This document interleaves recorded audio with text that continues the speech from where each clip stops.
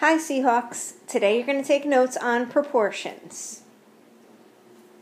Your notes paper looks something like this, and in this lesson you're going to learn how to use equivalent ratios to determine whether two ratios form a proportion, and you're going to use the cross products property to determine whether two ratios form a proportion. Okay, the first thing that we have here is our vocabulary. A proportion is an equation with two equal ratios. The example you have there is 3/4 equals 6/8. That would be a proportion, two equal ratios. Proportional means that two quantities that form a proportion. Okay, and if you look, 3/4 equals 6/8, those two proportions are proportional. Okay, and we'll be going over how to figure that out, which I believe should be a review for you. Okay, this next, though, part with the XY that you have here, okay, X and Y are proportional, and I'm going to show you how to determine if X and Y are proportional. And the last vocabulary word term that you have is cross product property. The cross products of a proportion are equal. Okay, if you look, you're going to use the cross product property, which you may know as cross multiplying, not cross canceling. Cross canceling was something that we did like this. You had multiplication here, and you had, let's say, 1/3 or something like that. Okay, that's cross-canceling. You cross-cancel when you're multiplying fractions. That's not the cross-product property. The cross-product property is when you have two equal ratios and you cross-multiply. Okay, and I'm going to be showing you that. Okay, but if you could see the difference, this has an equal sign and this has a multiplication symbol, and I believe we talked about that when we talked about cross-canceling and the difference between the two. Okay, we're going to determine whether ratios form a proportion, if they're proportionate or not.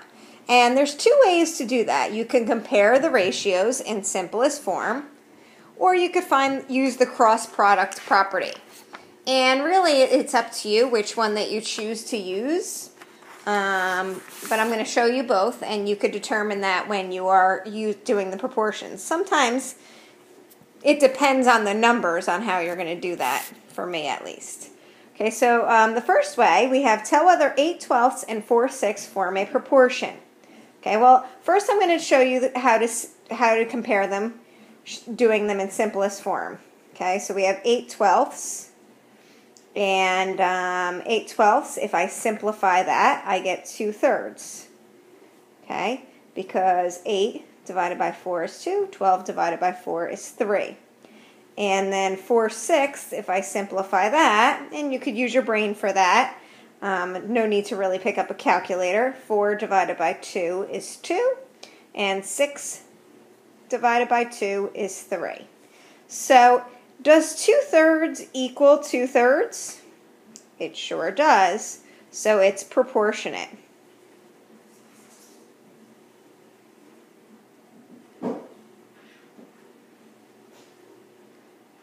Okay, now I'm going to show you how to use the cross product property. And I do believe you learned the cross product property last year. 8/12, is that equal to 4/6? Okay, and what you're going to do is you're going to multiply 8 times 6, which is, ooh, what was that? 48. And you're going to multiply 4 times 12. And if you have the same answer, 4 times 12 is 48. Does 48 equal 48? Yes, it does. So it's proportional. Proportional. Okay, let's try one more. We have 6 6/4 and 8/12. Let's first try the simplifying method. 6/4 simplifies, well, 2 goes into both of them. 2 goes into 6 3 times, 2 goes into 4 2 times, 3/2, and 8/12. Okay, 8/12, so we have 4, okay, 4 times 2, and 4 times 3, so 2/3.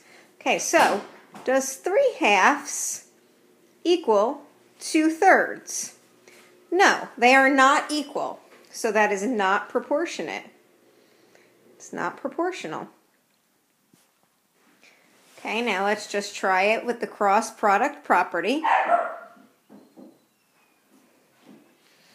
We have 6/4. Now we obviously know this isn't going to work, but I just want to show you how to do it. And 8/12. So we're first going to multiply 6 times 12. Okay, and this is cross multiplying. 6 times 12 is 72. And then we're going to multiply 4 times 8. 4 times 8 is 32. Does 72 equal 32? No, it's not proportional. So those are your two options for determining if two ratios are proportional or not, proportionate.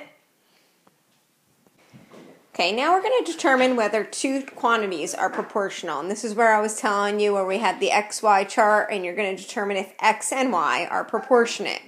Okay, and the way to do this is you're going to compare each ratio, X to Y, in simplest form. So here we have 1/2 to 3. So 1/2 to 3. If I were to simplify that, I would get 1/6. Okay, you could just divide 1/2 divided by 3 right on your calculator. Then I have 1 to 6. Okay, well that one's already done for you, 1/6. Okay, and then we could do, again, and you really should check them all just to make sure that it's proportionate for all of them. We have 3/2 over 9, and if you do 3/2 divided by 9, you get 1/6. And then we have 2 to 12, which simplifies 2 divided by 12 is 1/6. So if you notice, 1/6, 1/6, 1/6, 1/6. So they're all equal ratios, which makes them proportional.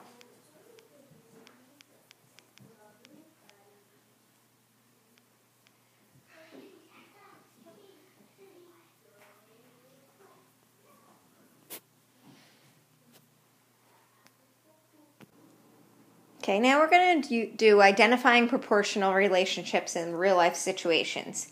If you swim your first 4 laps in 2.4 minutes, you complete 16 laps in 12 minutes. Is the number of laps proportional to your time? Okay, so there's 2 ways to do this again. You could compute the unit rate, or you could use the cross product property. So let me show you both. The first way is to compute the unit rate. So we have, if you do 2.4 minutes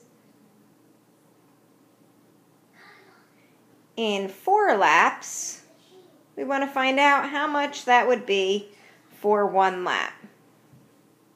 Well, if you do 2.4 divided by 4, you get 0.6 minutes. Okay, so now you have to do the same for the other. You have 12 minutes for 16 laps. We want to know what your time was for 1 lap. So we're going to do 12 divided by 16, and you get 0.75 minutes per lap. Okay, so that tells you that the unit rates are not equivalent, so it's not proportional.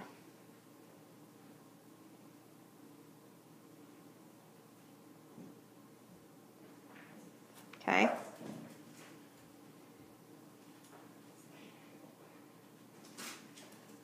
If they were equal, it would be proportionate. Okay, you could also use the cross product property, which we did before. And okay, when you have word problems, you want to make sure you set up your word problem properly. So you have 4 laps to 2.4 minutes. And then you have 16 laps to 12 minutes. Okay? So when you set up your proportion, you want it to look something like this. Okay, so I have laps over minutes equals laps over minutes. And you could also do minutes over laps equals minutes over laps. I just did it in order of the words to make it easier. Okay, so now let's plug in our numbers into our proportion. We have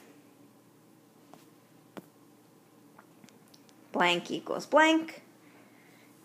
Blank over blank equals blank over blank. So we have 4 laps to 2.4 minutes is equal to 16 laps to 12 minutes. Okay? And I like to color coordinate this so you could see how my laps are in purple, my minutes are in red. Okay, and now you're just going to find the cross product property like we did before, and you're going to do 12 times 4. We already obviously know it's not proportionate because we did this, but that's okay, which is 48. And does that equal 2.4 times 16? That's the question, and we already actually know that this is not proportionate, so it shouldn't work out. But when you plug in 2.4 times 16 into your calculator, you should get 38.4, and 48 does not equal 38.4, so it is again not proportional, not equivalent. Okay, now the next few I would like you to try on your own, and then tomorrow in class we will go over all the answers together. You can use, for 1, 2, 3, and 4, you can use either the cross product property, or you could simplify them. That's fine. You just want to tell if it's proportional or not. And for 5, number 5 is similar to determining whether the two quantities are proportional, the x and the y. So you could simplify that or find the unit rates. And number 6 is similar to the one we just did. So just try your best, and I will check in with you the next time we go over this. Have a great night. I just don't know what to say. You're recording right now.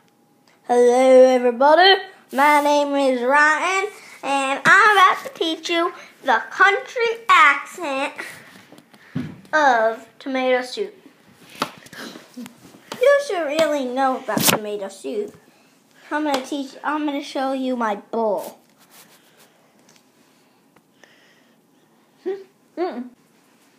So, here's my bowl. Let me just get it.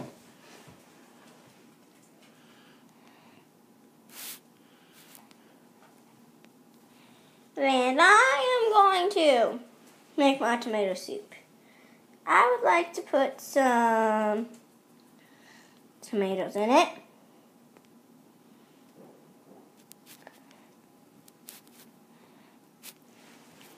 Some soup, of course.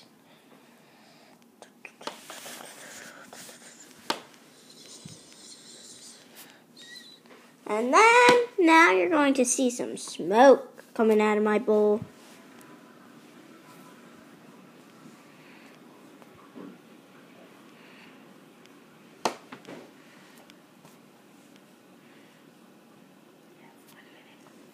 So, that's my tomato soup bowl. And remember, my name's Ryan. And here's my country accent. Y'all, everybody, let's go fetch some crumb sticks. Pip pip chitty eye. Get on, mate. Want to go fetch some crumb sticks? Get on, mate. Bye-bye. I'm going to put a shout out to my favorite Seahawk, and that is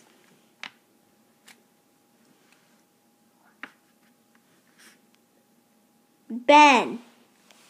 And he is a good student. Let's not get carried away. And he liked pizza. Guessing. And here's his favorite color. Guessing. Okay, now have a good night. And remember, Ben and everybody else, but I just know Ben and RYAM. Bye-bye. Pip, pip, chitty eye.